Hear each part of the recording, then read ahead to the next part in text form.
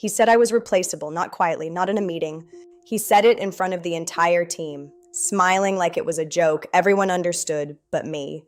I remember the room, the silence, the way people looked down instead of at me. That moment wasn't just humiliation, it was information. Because when someone tells you you're replaceable, what they're really telling you is they don't understand your value. So I nodded. I even smiled back. And I agreed with him, not because he was right, but because I had already started proving something he couldn't see yet. If I was replaceable, then so was he. But what he didn't realize was that I had already started replacing him.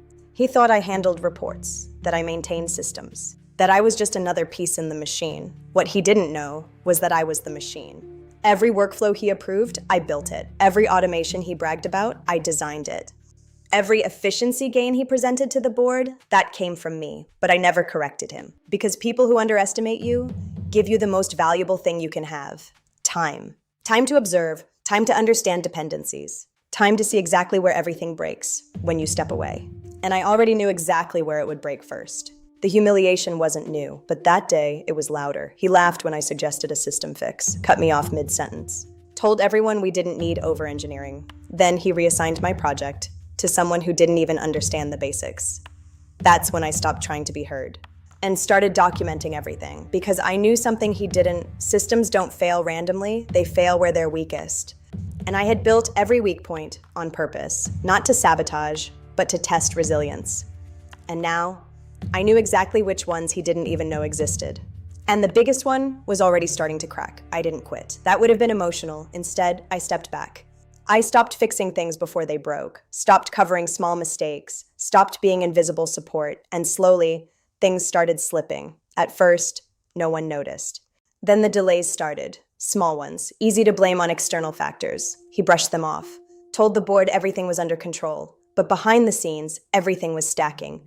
And then the first major failure hit. It happened on a Tuesday. A critical system failed, not completely, just enough to cause confusion. Data didn't match, reports were delayed.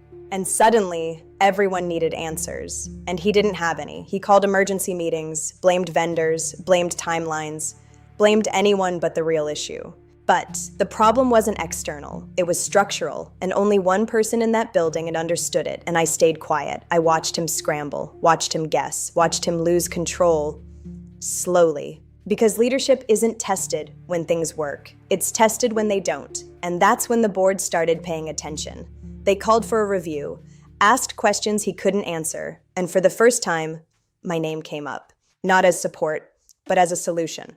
I was invited into the room, not as a subordinate, as a last option, and I didn't defend myself. I presented data, clear, structured, undeniable. Not opinions, not arguments, just reality.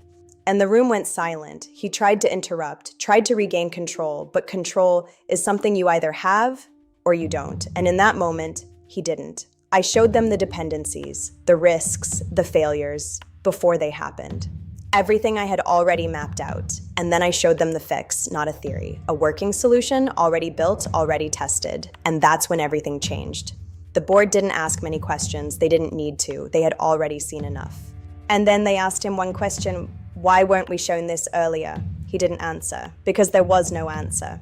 And the decision came fast. He was removed. Not dramatically, not emotionally, just replaced. And then they turned to me, they asked if I could take over. I didn't hesitate, because I already had. But that wasn't the real ending, because weeks before that meeting, I had already trained someone else. Not to replace me, to replace him, quietly, strategically. So when he said I was replaceable, he was right. Just not in the way he thought.